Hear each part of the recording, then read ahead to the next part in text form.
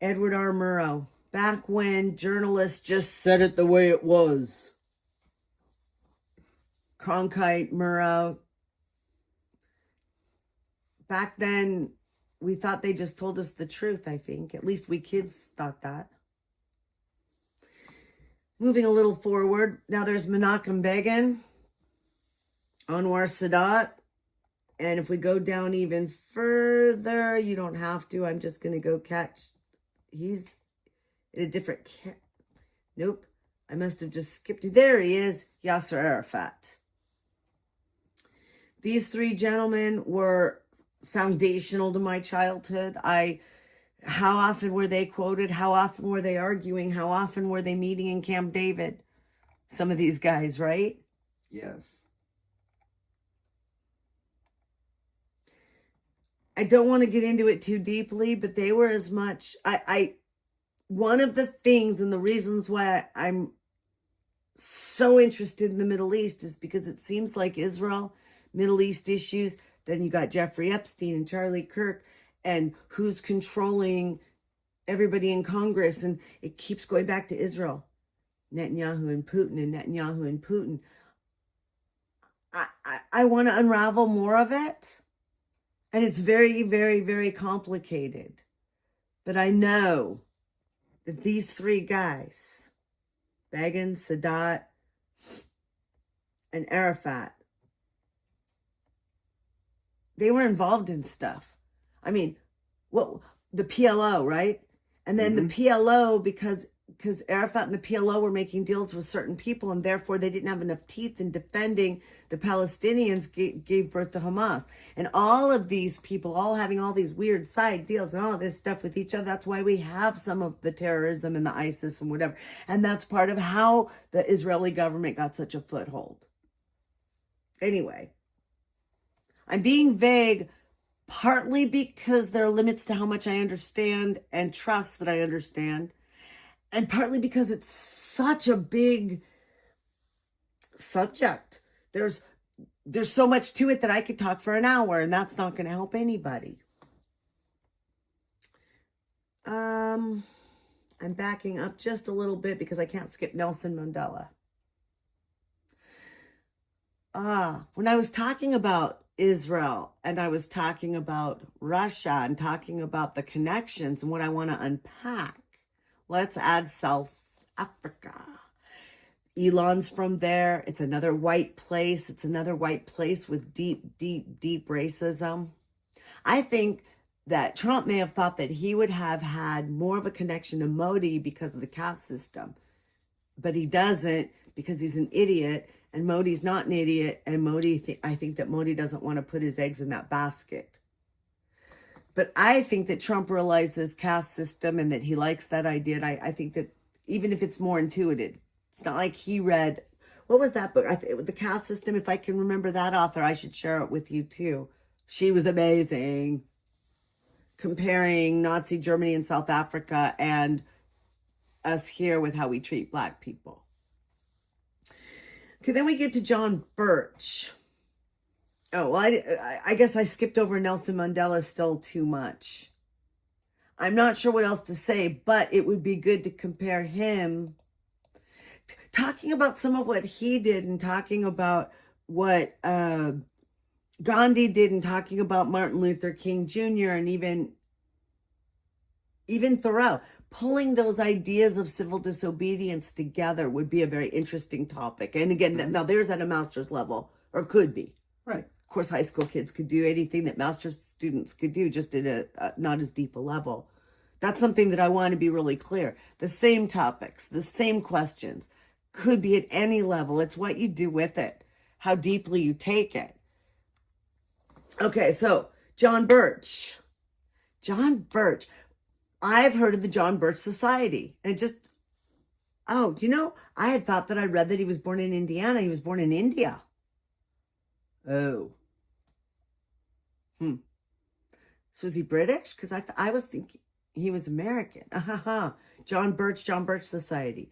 Conservative. I want to compare and contrast them with the Heritage Foundation. And there's another one that's heritage something or another. There's a couple of different organizations in DC, and I think we should look into that, because I think that a lot of these old men's clubs kinds of things, I think that they have undue influence on our governments. So John Birch was a World War II intelligence person and also a missionary. I want to get into finding out more about what his personal philosophy was, and if John Birch Society was just named for him or if he started it. I don't know. And then I want to find out more about what these different societies, what they're doing, what their influence is like right now. So George Wallace, you want to talk a little bit about George Wallace? Yeah, George Wallace was a politician from the American South who was, he was against civil rights. Governor of Alabama, yeah? Yeah, against integration, against really equality. Well, he was a rather rabid racist. Yes, he was a rather rabid racist. And he was running for president, I believe in the 70s, and somebody tried to assassinate him. Yeah, shot him right in the spinal cord. Yeah, so he was disabled for the rest of his life. Right, and then he kind of recanted. I don't think anybody ever really trusted him. This is the problem, huh? I don't think so, no. Or then there's Madalyn Murray O'Hair, atheist activist. I think what interests me about her is the way that people respond to her and respond to atheism, and it really tests the First Amendment. Mm-hmm. James Baldwin. Love James Baldwin. He was just one of the most poignant writers of the Black experience. He got tired of it. He went to Paris. He found out what it was like to live free. He found out what it was like to live and be considered a human being, and to be considered a full human being with full civil rights. And when he came back here, he couldn't. I'm pretty sure I recall he went back to Paris and lived his life out there. I'm pretty sure. But he grew up in Harlem. I highly, highly, highly recommend reading James Baldwin. Poetry, stories, essays. RFK. Not to be confused with his son. RFK Sr. had a heart and seemed to deal more with facts. And he probably was shot because he stood up for civil rights and Black people, and that everybody should, have a voice and have a right to live. There's Dr. King, and there's Cesar Chavez, and Christine Jorgensen for that matter, because they were all those people were standing up for people who are often unrecognized and discriminated against. Christine Jorgensen was one of the first people to be to be surgically transsexual. There's a lot going on. Cesar Chavez, was a labor leader and stood up for the migrant farm workers. And we all know about Dr. Martin Luther King Jr. What we don't know is he had more than a dream. He had some pretty concrete ideas and a lot of disgust, and he understood very well what Marx was talking about. And he also said and stood up for the concept that the oppressed were going to be able to stand up and claim their own.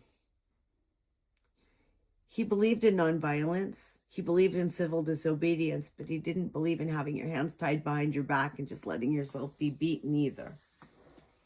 And I think that my understanding is that an awful lot of white, powerful people love to talk about how Martin Luther King Jr. was a pacifist, but forget all about his strength.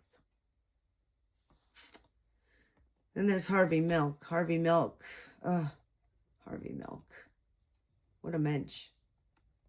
But Harvey Milk was a civil rights leader as well, and he didn't see any reason whatsoever for gay people to quietly stand aside. Gay people just needed to take their place in society and do it kindly. And he did. And he did. And I don't think he was killed for being gay so much as killed for, it's sort of like he was sort of killed for the same reason that I think Trump hates Obama. Here was this brilliant gay man who outshined, him. I don't even want to say his name. Outshined that idiot so much so that it's like that mediocre white man again. This was a mediocre straight man, and all he could do was just make the pain go away, and he saw Harvey Milk as his pain. So there you go, Donald. Should you ever happen to see this, Barack is brilliant, and he is your pain. Jerry Brown, son of Pat Brown, took those same kinds of ideas, modernized them. This is a dude who wouldn't live in the governor's mansion. He insisted on living in an apartment. He was also the one that dated Linda Ronstadt. That's right. Yeah, he was a cool governor. He had hair back then. And then when he came, then he was like the mayor of Oakland briefly, right before Willie Brown, right? They went from Brown to Brown. I think so. Something like that. And he stood up to Donald. He and Gavin stood there together when Gavin was the mayor of San Francisco. And remember, they stood there and kept straight faces while Donald was talking about sweeping the forests and stuff. Right. Yeah. I think that talking about Pat and Jerry Brown and Ronald Reagan would be very interesting when we talk about California. It would be nice to look into and then we get into Pete Wilson and Schwarzenegger and Gray Davis and some of those kinds of things. It would be kind of interesting to trace. Yeah. Now there's John Lewis. Interesting. I thought John Lewis was older. I had no idea that Jerry Brown, John Lewis, and Rob Reiner were all very close to the same age. And there's quite a difference between Harvey Milk and Rob Reiner. Okay. So let's just stick with what I was talking about. Jerry Brown and John Lewis are a couple years apart. John Lewis, as we know, was the civil rights leader who walked across the Selma Bridge and was beaten. And I just want to say, I went there, I visited the bridge, I thought about John Lewis and the march, was with a friend of mine, hi Loretta. Selma wears its scars like John Lewis did. I'm hoping that in his honor and some of the other people on these lists, that this podcast will get us in some good trouble. I'm happy to have some good trouble. It's important. And it's hard when you're a middle-class white girl being raised to be a good girl, to go out of your way to be a bad girl. But there are times when it's really important to be loud and be a bad girl. And those who know me might laugh really hard to think that I think that that's a hard thing to do. But it is a hard thing to do. It's hard to live with the repercussions sometimes, but well worth it. Last person, you can see Gavin Newsom's up there. We talked about Gavin a little bit. Gavin's really important. I suspect he's going to continue to be important, but he's so modern and so right now that I want the discussion of Gavin and the other people that are my age-ish. What do you mean Gavin's 7 years younger than I am? That's wrong. I mean, it's not wrong, but it's wrong. People that are my age and younger, I'm saving for a different podcast. There's sections where we're talking about more modern times and future that I want to save it for. So I'm going to end with a discussion of Rob Reiner, which just happens to be appropriate. This list was created before he was so horribly taken. I feel for his son. I feel for his family. Rob Reiner was an amazing individual. He came into our lives, people our age, I mean, in the form of a meathead, which I was always very angry when Archie called him a meathead. It really pissed me off.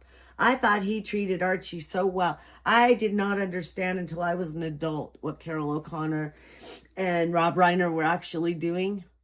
I didn't. I was pretty caught up in it. I was so angry that a man like that could go so unchecked. Who knew? Who knew that the adult Rob Reiner was going to be dealing with Trump? right? and saying all the same things, even stronger and more knowledgeable, to counter this real menace. Mm-hmm. Right? I doubt he knew how much he was preparing himself for what was to come. So, Rob Reiner, I'm going to miss you.